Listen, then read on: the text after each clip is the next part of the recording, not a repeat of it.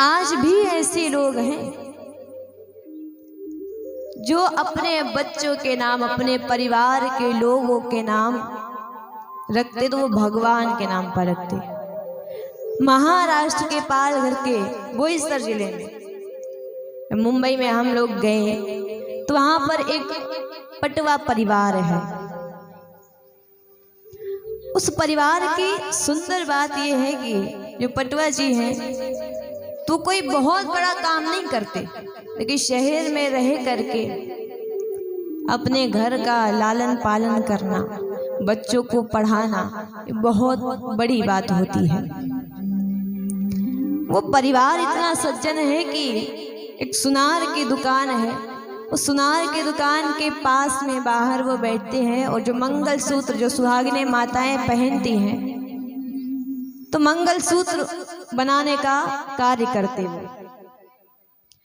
अब यहाँ पर बात ये करें कि केवल उनके इस कार्य के लिए उनकी हम प्रशंसा नहीं करना चाहते, भाई कार्य तो सब लोग अपने अपने करते हैं। विशेषता ये है कि उन्होंने जो अपने परिवार के सदस्यों के नाम रखे हैं, जो बच्चों के नाम रखे, वो नाम बड़े सुंदर नाम रखे हैं। उनकी जय कुमार पटवा जी के जो पुत्र का नाम है, उन्होंने पुत्र का नाम अपने नारायण रखा है। जो हमने कथा श्रवण पान की तीसरे दिन कि अजामिल कितना भी पापी क्यों ना था, लेकिन संत महात्माओं ने कह दिया आपके बेटे का नाम नारायण रख देना। और अंत समय में केवल नारायण, अपने पुत्र नारायण को पुकारा था और उन नारायण के कानों में आवाज पहुंच गई थी।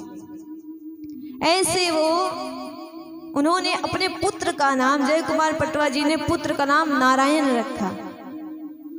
उनकी जो पुत्रियां, उनके नाम भी बड़े सुंदर सुंदर रखे। पुत्री का नाम लक्ष्मी रखा, दूसरी पुत्री का नाम उन्होंने सरस्वती रखा है। उनकी जो धर्म पत्नी है, देखिए उनका नाम भी बड़ा सुंदर है, शांति। इतना सुंदर उनका परिवार है, लक्ष्मी, सरस्वती, शांति, ये महिमा है। उनके यहाँ पर कोई भी उनको माताजी या पिताजी नहीं कहता। जितनी बार भी बच्चे बुलाएंगे तो आजकल तो होता है कि डैडी बोलते हैं, डैडी जी, पापा बोलते हैं या बाबूजी, सब लोग अलग अलग बोलते हैं। वो आपस में किसी का भी अगर नाम लेंगे तो वो हरि ओम बोलते हैं। यानी बातचीत अपनी कितनी भी करें, जितनी बार किसी को बुलाना होगा हरि ओम बोलते हैं। यानी सम्मान भी एक दूसरे का करते हैं और भगवान का नाम भी लेते रहते हैं। दूसरी बात, आजकल के युग में जो होता है कि जब जन्मदिन आता है तो हम लोग क्या करते हैं, वैसे ये अपना कल्चर नहीं है कि जन्म दिवस पर हम केक मंगाए, केक काटें, लेकिन हम लोग आज के युग में ऐसा करने लगे हैं। केक मंगाएंगे, कैंडल लगाएंगे, चारों ओर कैंडल जलाएंगे और फिर बच्चे का जिसका जन्म दिवस है उसी से कह देंगे कि अपनी कोई मन में एक विश मांग लो, कोई इच्छा हो, वो कामना आप मांगे और इस जो दीपक जले, जो मोमबत्ती जले, इनको बुझा दें, फूंक मार करके बुझवा देते हैं। और ये कभी नहीं करना चाहिए। उनके यहाँ पर जिस बच्चे का जन्म दिवस होता है, जिस सदस्य का जन्म दिवस होता है, उससे दीप बुझवाए नहीं जाते हैं, उस दिन दीप प्रज्वलित करवाया जाता है।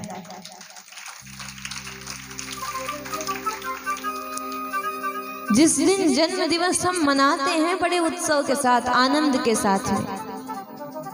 अब विचार करिए, हम लोग नाचते गाते कहते हैं अब पिछली बार 20 साल के थे, इस बार 21 साल के हो गए हैं। आप 21 साल के नहीं हो गए, आप 1 वर्ष अपनी मृत्यु के समीप आ गए हैं। आपके जीवन का 1 वर्ष जो है वो कम हो गया है।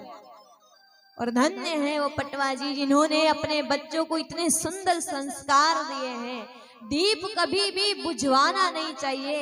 जिस बच्चे के भविष्य की कामना लेकर के आप जन्मोत्सव मना रहे हैं, उसी से आप घर का एक दीप बुझवा देते हैं, ये बड़ा अपशगुन होता है।